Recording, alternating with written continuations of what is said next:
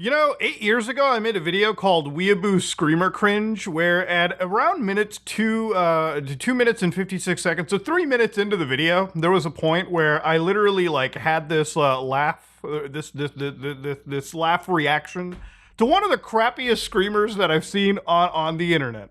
Now, back in 2016, 30th August, I do remember distinctly just coming home from work. I had a bad day, so I needed to laugh at something.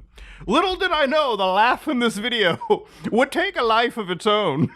Because, to be honest with you, ladies and gentlemen, I've been hearing this laugh since, like, I've been hearing this ever since it went viral, okay? You know, sometimes I'll walk by, like, super young, like, nephews and nieces and stuff, like, cousins, whatever, and they'll be on their TikToks, and I just hear this laugh, and sometimes it flashbangs me.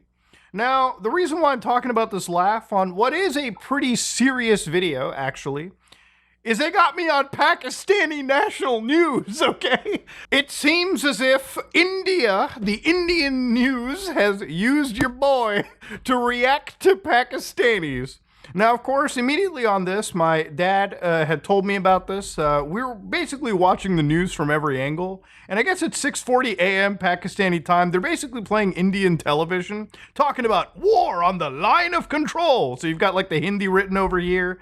And of course, they've got Pakistani politicians laughing. So right here, ladies and gentlemen, your boy is being brought up inside what is one of the most high escalating tensions between both nations at this point in time. I never once would have thought Weeaboo Screamer Cringe recorded 8 years ago would lead to that laugh being overlaid on national news headlines in South Asia with the words war breaking. All right, so for anybody that can't read Urdu, okay, and mine isn't that great either, but I'm going to help translate what's actually written here, okay? I'm going to try, like, kind of cutting through the wildness. So the top part of the headline basically says that India lies about the attack on Karachi and Islamabad. So Karachi is one of the biggest cities in Pakistan.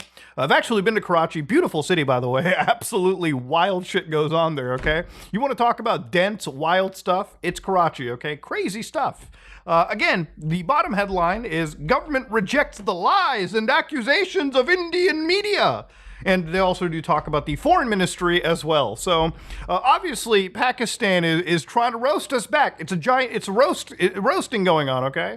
The Star Wars ain't fucking around at this point, all right? Let's be completely real here. Now, of course, ladies and gentlemen, I don't mean to make jokes and take light of a situation like this. Obviously, this to me is kind of a coping mechanism because over the last, I want to say like week, ever since this has been happening, I have been genuinely fearful, okay? For a lot of you that don't know, I am not a born Canadian, okay? My brother actually is. But I'm from the old country. I'm from back home. At one point I can go to my kids and be like, I remember what it was like back home. Not really. I came here when I was around 1. But the point of this is to tell you guys that most of my family, I would say 99% of my family is from back home, okay? So, a lot of kids that I grew up with over here, they got to see grandma and grandpa, uncles and aunts, typically whenever they felt like it. But for me, getting to see my grandparents and my direct blood relatives was kind of like landmarks in life, I got to see them when I was kids. And honestly, it's kind of disgusting to say, but the last time I ever really got to see family, or had the chance to, was probably around the time when I'd actually went for pilgrimage, right? Like, that infamous photo of me in front of the Khane Kaaba, right? That was the last time I took the real flight to see family from both sides of the Iron Curtain. Now, India and Pakistan are countries that are not that old. You're talking probably back in the 40s. India had achieved independence from the British Raj, if you will. So India used to be part of Britain. We got our independence, and my dad was like, you know what? I miss the United Kingdom so much, I'm going to immigrate to Canada and become one with the Commonwealth again. No, there was a lot of reasons why my dad ended up moving here. It was for a better life, which I am eternally grateful for. My dad is my goddamn hero when it comes for that. But to give you an idea, the actual conflict has started long before then, okay? India used to be one nation with tons of diversity in it, okay? You had people from all walks of life, all walks of religions. And unfortunately, back in the 40s, when India became independent, there was a massive partition that had occurred at the time. And I don't want to say it's unfortunate that the partition occurred. Obviously, I feel like a lot of the parties that lived in this nation, I guess, tried to end up getting what they wanted. But the partition wasn't easy, okay? The partition was a point where you're talking like 15 million estimated people were effectively displaced, right? Like you had a whole bunch of my family who, my family roots back to like Lucknow, India, so that part of India. And when the partition happened, it wasn't as simple as, all right, guys, let's get on the Greyhound and go to Pakistan if you're Muslim, right? Because that's the country that was made for the Islamic, population of India. And, obviously it was a situation where no matter where you lived on, right, you had to take trains or buses or transportation to go from newly made Pakistan to India and vice versa. And I do remember distinctly my grandmother, God rest her soul, she passed away a long time ago. But, she definitely painted the picture in the most realistic ways possible, right? No matter which angle you were at, there were moments where people who were on their way from both nations to their new nation, a lot of people just picked up their stuff and moved. Like they had, their properties, they had their lives, they had their communities that they built up. And they were just like, they packed up a suitcase or two, grabbed their family, and just marched on over. And it wasn't even a guarantee that you would even get to your destination alive. My grandmother told me there were times where, you could open up some of these trains and it would just be death and destruction. Like, extremists on every angle just decided to give their one last fuck you. Men dead, children dead, women dead or possibly taken, and, God knows what happens with it. It was a really scary, tumultuous time, okay? And again, you kind of have to be from that region. You have to have lived it to know, to have witnessed the horrors that never get recorded in history about it. But obviously, decades have passed, and Pakistan and India have not been the best of friends, okay? To put it mildly, after the partition had happened, there was literally a war between them, okay? And there were a couple wars that came after that, too. But one of the most sought-after questions between both nations has been about one area called Kashmir, right? Now, you probably heard of the term Azad Kashmir, so free Kashmir. But to give you an idea, this BBC paragraph probably puts it the right way. I'm not an expert on this, but I can explain this in the best way possible, okay? Kashmir is an ethnically diverse Himalayan region famed for its beauty of its lakes. And it is actually quite beautiful, okay? The Nanga Parbat is absolutely beautiful to witness. It's one of the highest mountains in the world, by the way, okay? You have the actual Pahalgam Valley, okay, which is beautiful, okay? This is a very beautiful region. Okay? It's just fucking dangerous to be in because it's actually controlled by both India and Pakistan. Like they have different sections. And, over here, you actually do have warfare going on between the two. Now pretty more regularly than before. So right here, even before India and Pakistan won their independence from Britain in 1947, the area was hotly contested, which it was. You can talk to any older person in my family and probably have a story to hear about this. Under the partition plan provided by the Indian Independence Act, Muslim-majority Kashmir was free to accede to either India or Pakistan. The Maharaja, Hari Singh, initially wanted Kashmir to become independent. But in October 1947, it chose to join India in return for its help against an invasion of tribesmen from Pakistan. So a war erupted and India asked the UN, which... honestly, like, if you ever ask somebody from South Asia, the one thing Pakistanis and Indians and fucking Bangladeshis can agree on is no one over there ever likes the UN. They think it's a completely toothless, useless organization. But we'll get to a lot of that. The UN recommended holding a plebiscite to settle the question of whether the state would join India or Pakistan. However, the two countries could not agree to a deal to demilitarize the region before a referendum could be held. And in July 1949, India and Pakistan signed an agreement to establish a ceasefire line as recommended by the UN, and the region became divided. Now, if you're interested in this, I don't want to get too into the weeds, but it's incredibly complicated, and it's a long-standing dispute that is bled into what is one of the biggest escalations between both nations, okay? So in April 22nd, there was the Pahalgam terror attack, okay? And it resulted in the death of 26-something civilians, which again, I think, personally speaking, one person dying is already too much. But, it just, once you keep escalating, it's sad. It really is. So, because of all this, all the treaties that these nations have effectively dissipated and dissolved for now. Okay, they've been suspended, and they're both basically engaging in fights. Now, there's a lot of media that has come out. You know, a lot of people are sharing footage of like bombs and like explosions going off. And, you know, a lot of that footage is actually from different conflicts, or sometimes people record it in like Arma 3 and pass it off if it's real. So be careful of the kind of information you consume. But to route this all into it, like my family is Indian, but I have a lot of family that is in Pakistan as well too. So, you know, my family is one of those families that have been split since the partition, right? And it's just unfortunately a set of circumstances where, for me, I get to actually look at this conflict and see how both nations in real time kind of react, right? Which is one of the reasons why I was watching that news station earlier. That news station that had my laugh playing, right? That was ARY News, and I think they grabbed the clip from like Indian news as well too. So generally, in times of warfare, my parents have always told me like, bro, the amount of propaganda that comes from both sides is fucking insane, which is why trusting any of the news networks from India or Pakistan is a joke. There's actually a lot of people who are doing on the ground stuff that you probably should pay attention to over the actual big media, because right now it's all done to spur up all forms of nationalism and just wildness between each other. So at some point, literally, like I would say a few days ago, India launched something called Operation Sindoor, which, if you don't know what a sindoor is, like typically, I believe when a Hindu woman gets married, that little like she has a sindoor placed on her forehead. Yeah, they ended up like launching some strikes against India. And of course, Pakistan appears to also have retaliated and shot down jets and shit like that too. And of course, both nations are constantly going at each other and just saying, no, they're lying. No, fuck you, bloody. Fuck you, bloody. That's exactly what this whole situation just has seemed to come down. In fact, one of the wildest things that I was seeing on like Pakistani like social media was apparently Pakistan. This is not official, by the way. I want to just stress this. I found this hilarious. It shows you the state of both countries in like social media at the time. One of the things floating around was Pakistan is launching Operation Suhagrat. Now, for anybody that doesn't know what Suhagrat is, remember, if the Sindoor is placed after the woman is married, the Suhagrat is like the wedding night after.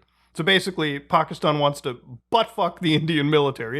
It's insane when you actually kind of read this, because literally it has people's jaws drop on the floor with how social media and both these nations get at with each other, right? It's actually fucking insanity.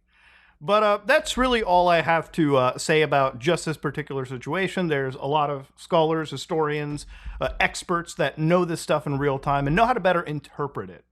But what does scare me about this is that I feel like for every generation, like whether you're my grandparents or my parents or now me, everyone has kind of lived through an escalating time, a India-Pakistan war. I also want to preface this too. I have no idea what's actually going on there, whether it is true or not, from that perspective. There's a lot of information that's come out, and given the amount of rampant misinformation that's come out from both established media groups in both countries, it really is up to third-party reporting, people that are living closer to the LOC, the actual borders, that probably have more accurate footage.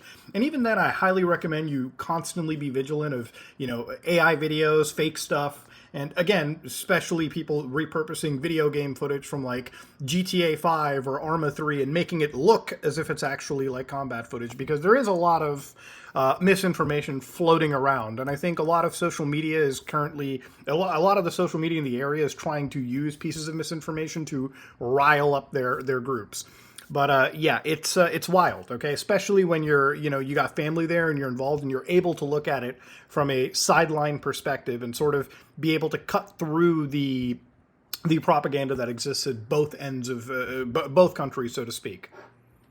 And the reality of it is, it's not pretty. And it's not pretty because of one thing in particular, and that is nuclear weapons. And it's one of the things that scares me the most about it. Now, right now, there hasn't been a super massive, crazy attack on either people. But for me, if any nuclear attack happens or a serious escalation occurs, I'm effectively looking at, like, if a nuclear thing goes off, I'm looking at my family all dying, which is the biggest stress personally to me, okay? Obviously, nobody wants to see people pass away. I've seen people pass away a lot through COVID, and I think it's It's kind of fucked me up in a lot of ways, like just to see like one by one people go away like that.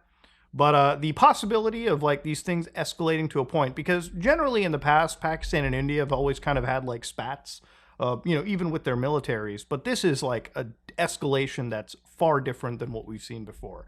I've never seen things go persona non grata this fast in my entire life, and I've been on this planet for 31 years now. Which, granted, isn't crazy. It's not a lot, but I think it's enough to at least have some perspective. And yeah, it's bad. I don't want to lose my family. I don't want anybody to lose their family. I don't want fucking two nations in the world to go squad wipe each other, basically. All right, so you can make a whole YouTube channel talking about the nuclear history of like Pakistan and India, and it really is wild. Now, from my understanding, both nations, Pakistan and India, have used smuggling and covert networks in order to create nuclear weapons literally within I think it's like a very short time frame between each other, okay? This is not like other conflicts in the world where there's like a bigger power and a smaller power, and the bigger guy gets to just basically like slap around the tiny guy. No, these are two nuclear powered nations, okay? So nuclear powered that if they started an exchange, there's an understanding that a global exchange could start, mutually assured destruction, which we'll get to by the end of this video. But yeah, India, when they designed nuclear weapons, it was funny because to make nuclear weapons, I believe you need access to nuclear technologies. So you can get like civilian technologies that you could get to, I guess, make nuclear power plants. But those same technologies can also be used to make nuclear weapons. So at this moment in time, you had like the Indian CIA, which we call the Research and Analysis Wing. And it's crazy. Like India's RAW and Pakistan's Inter-Service Intelligence. Like apparently these are two super insanely good covert tactical intelligence operation networks. And what happened was, obviously, the RAW in amongst the Indian government literally snuck in, smuggled in materials, black market channels, everything imaginable. And they decided to do their first actual, like, nuclear test. India did their test. Pakistan did their test. They stuck it in a fucking mountain. And the footage is insane to watch. So all of a sudden, these two nations that never really got along, all of a sudden now they've got nukes. Fucking scary shit. And immediately I remember my dad telling me, like, India, they tested for nuclear weapons. And then, like, literally right after, they got sanctioned pretty hard. And those sanctions didn't wane off until I think like the 2000s. So, both these nations, they did a feat of engineering. The entire world was like, oh, hell no, we can't have this going on. But all of a sudden, India and Pakistan become two nuclear-equipped nations. And now we kind of sit here a little bit worried. A little bit worried about what happens when the escalation goes from firing bullets at each other to sending the big-ass nuclear button, okay? That's the really, really scary part about it. Now, obviously, I've made videos in the past where I've talked about, like, mutually assured destruction, nuclear weapons, things like that. And it is genuinely one of my biggest fears in life itself. Not just my family, but I also worry about what this means for the rest of the world. Again, if you ever have looked on how long a nuclear exchange takes, it's probably hours. Like, imagine having tens of thousands of years of human history, right? Like, all of the developments we've made completely destroyed, snapped away. Thanos snapped, if you will, all right? Just to make it all Marvel-like for a lot of the Redditors in the audience. That is a really scary thought, okay? To lose entirely all of humanity's history, like everything that we've ever achieved.